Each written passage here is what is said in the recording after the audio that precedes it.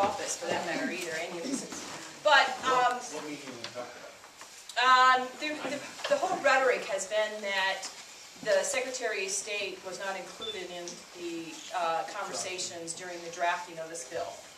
And so he is saying that since he is the chief election officer for the state, that him or his staff should have been included into that process, but he was not.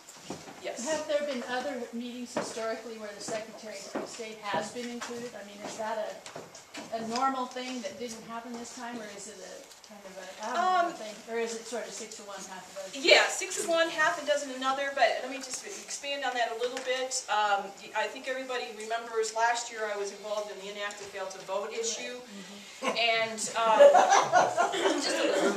But I think what, after that whole issue, I sat down with Mr. Gessler and his staff, and we came to a compromise in terms of legislation that we were going to propose this year that has been included word for word of what we compromised in this comprehensive modernization bill. So there was conversations from me anyway on this bill. So he can't really say he was not included at all.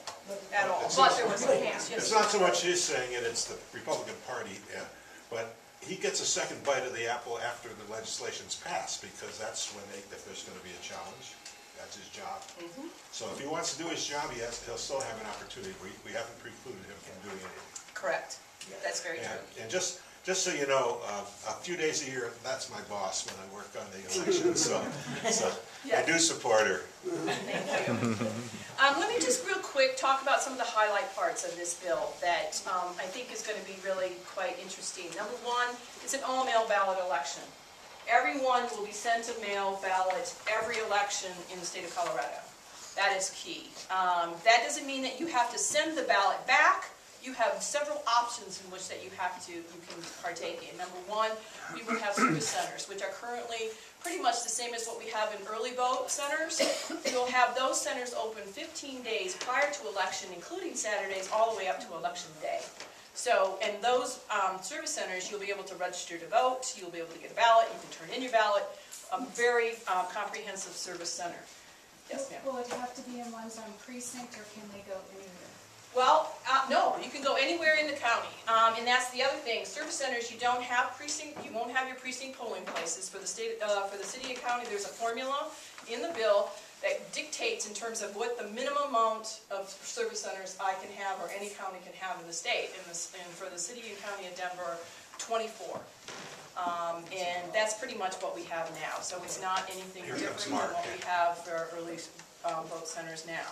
So that's number one. Number two, there's a formula in there in terms of drop-off box locations. Since everybody's going to have a mail ballot, if you don't want to pay the postage, we also have a formula in the bill that dictates how many drop-off locations we can have in addition to the service center. So there will be multiple drop-off locations. The other thing is the voter registration deadline. Now, like I stated, the service centers will be able to register people up to election day, election day too. So anyway, so that's huge. The other one is the residency requirement. Right now it is 29 days in your precinct. Now it is 22 days in the state of Colorado. Major difference. Major difference. Let's see. I think the biggest thing for the city and county of Denver and changing to this model is that it's going to save us over $400,000 in the 2014 election alone. So this is huge for us.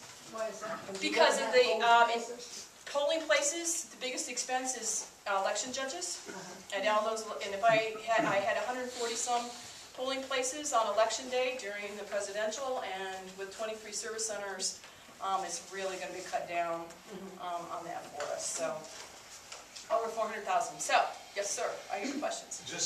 I'm just curious. I know that your office has been tracking where our voters have gone when they leave our jurisdiction. And you get the feedback from like Arapahoe County, Adams County, or any others. Is that a better statewide base now than it was in the last 5 or 6 years? One of the things that we are advocating is a better list maintenance in terms of voter registration list maintenance, and that we can use other databases to to try and keep that list up to date. Number one, having to do with the death of people. Right now, we only get that information once a month. It's like the 4th of the month or something. And so, so it's not really current, and now it's going to be real time. It's going to be daily. We'll be able to get the information from vital statistics in terms of who has died, and also from corrections to see who has been convicted of felons. So we won't be sending ballots to felons. We'll be getting those in real time too. So, and the other thing too, it allows us to use the post office national change of address information. Right now, we are not able to use that in terms of making changes in the voter registration list, but now, if a person moves within county, we can automatically update that address.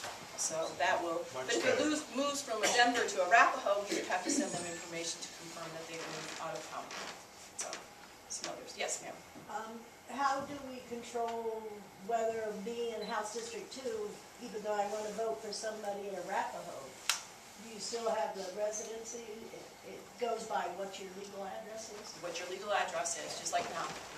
Whatever The your legal... 22 days in Colorado kind of gets it. Oh, is that an out? No, it's not an out. Okay. Yes, Stella. Yes, could you elaborate or share some of the wisdom around the debate that the big fiscal note that this is going to have, and why it is, because of some counties not being as progressive as Denver and doing some of those cost cuttings, to help dispel that issue as we're out in the community? Yeah, the Secretary of State put out a fiscal note of $1.5 million on this issue, and predominantly that fiscal note is for reprogramming of existing systems. I had a long conversation just yesterday with the state developers and trying to walk them through in terms of our thinking. You know, they were trying to, for that 1.5, they wanted a Cadillac, and I said, well, can't we work on a Pinto just to get us through, you know, so we're not crunched up to that point. So that is part of it, but the other part of the fiscal note is it's really interesting when we polled the 62 county clerks. I was shocked. There are still 4 counties that have never done a mail ballot election, that they still do hand counts. So some, you know, so there was this huge big fear, and so sure, there is a huge difference in terms of what they have to do to gear up for this. And I think one of the things that we wrote into this bill is that there is a commission that's going to be established that will make sure that the technology is up to speed to be able to handle this real-time online voter registration thing that we have. So that's what we're really hoping, and that's what's going to make it work, is if we can have everything in real time. I've noticed doing canvassing in like in neighborhoods that have lots of apartments and rentals, that every time you do canvassing, you have a large number of people who have moved on and are still on the voting. Will this impact that at all? Yes, in terms of using the national change of address. If they register with the post office, then we'll get that information and we'll be able to change it much So quicker. you'll be able to take them off even just based upon what the post office has? If they move, we can change and update their address if they've moved in county.